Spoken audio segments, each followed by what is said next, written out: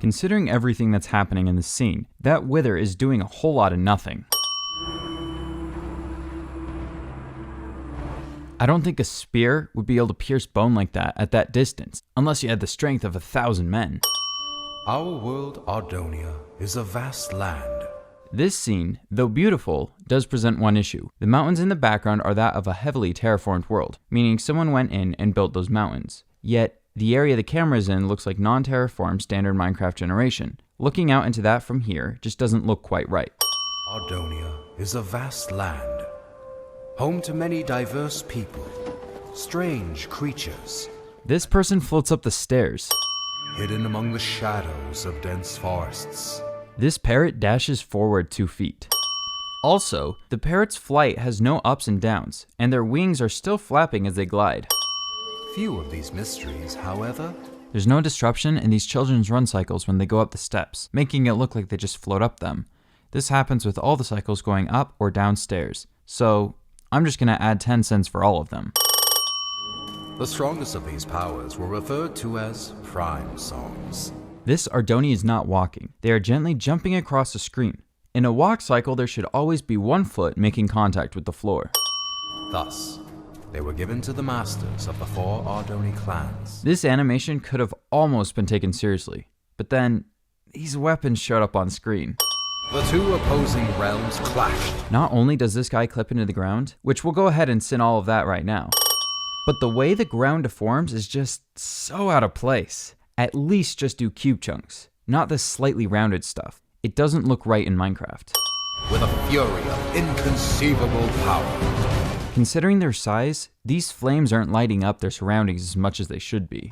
Reluctantly, the clans agreed This dude here is completely still. and wield all 4 prime songs. Messed up curves on the character here cause this awkward easing out.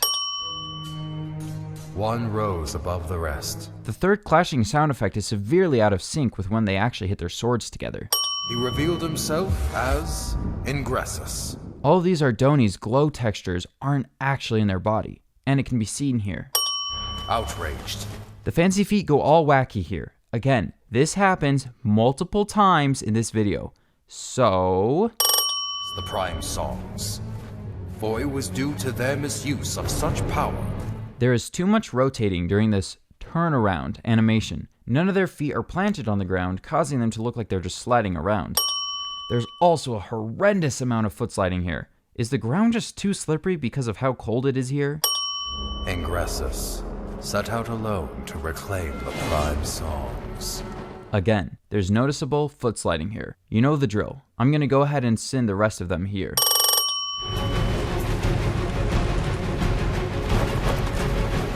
The cube very gently floats to a stop.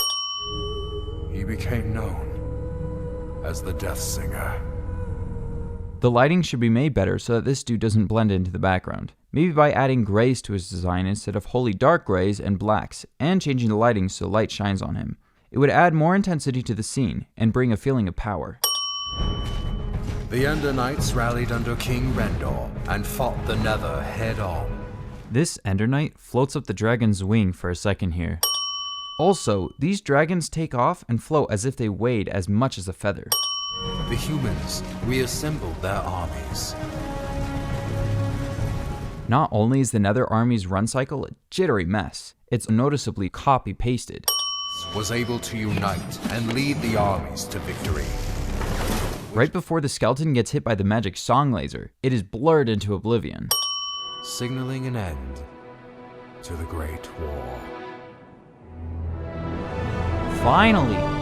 7.5 minutes in and we finally get the title screen. Seriously though, this is the opposite of good story writing. Information dumping is usually a telltale sign of a bad story. Also, one tiny thing. The title part text isn't centered. I guess us narrators are just born with severe OCD.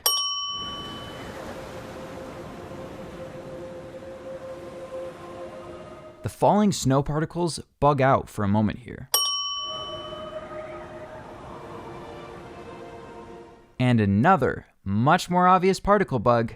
Let's just add a crispy 3 sins for the rest of the particles in this video. Well, Hawken, I fail to see. Hawken? Yes, exactly. His facial expression hardly changes as he wakes up stammering. The insides of the mouths are all black voids. There's also barely any articulation of their mouths. It's pretty much just either open or closed. I've heard rumors of a presence on the peak of Mount Velgrin. Being the naturally curious scholar that I am. Stone textures are not meant to be reflective like this. These end up looking bad because of it. A way to fix this would be to lower the reflections to a more believable amount. Another thing, the eyebrows are fully rectangular models on the faces, while the hair and other bits of Thalias are just unaltered extra layers on their skins. If you're going to have full models, make them completely full. I'm aware you've been hunting Voltaris ever since the Great War ended. What's the point of the shot? All you're doing is taking us away from the scene and distracting us from the dialogue. Fear not, Thalias, for I am prepared to fight.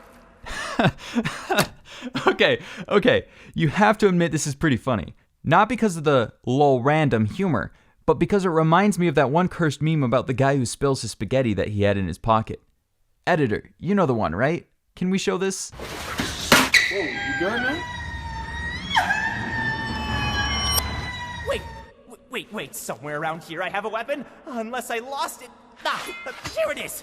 The sword snaps into the guy's hand here. Sirs, you are both literally just walking into a cloudy white void. The jump and the skipping animation happens too late and it is too slow, making the movements look floaty at full speed.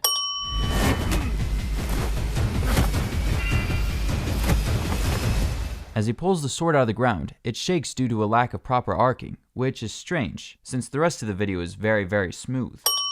It also just slides out of the ground, without any resistance. This Voltaris arc looks like it's going to go straight into Thalias' face, but then it suddenly starts moving down. The sword's magical glow dims down abruptly here.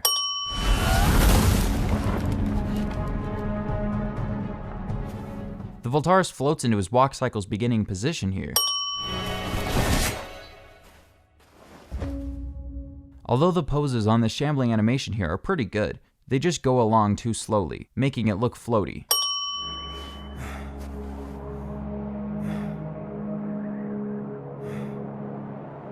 Where did Thalias' markings go?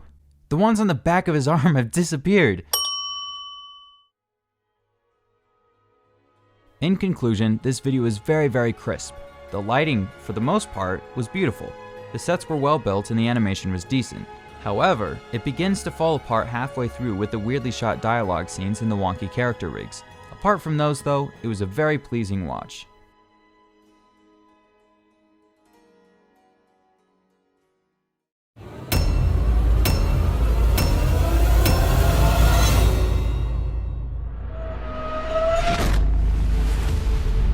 Danger.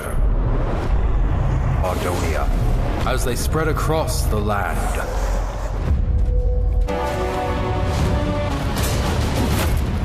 He revealed himself as of action. He was there. And both were defeated.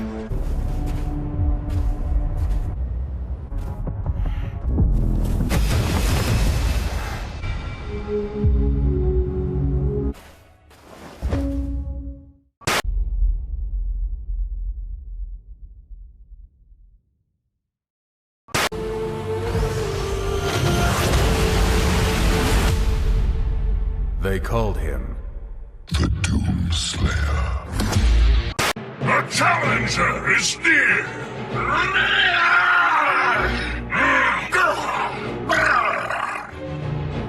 Now you'll suffer! There could be no other end.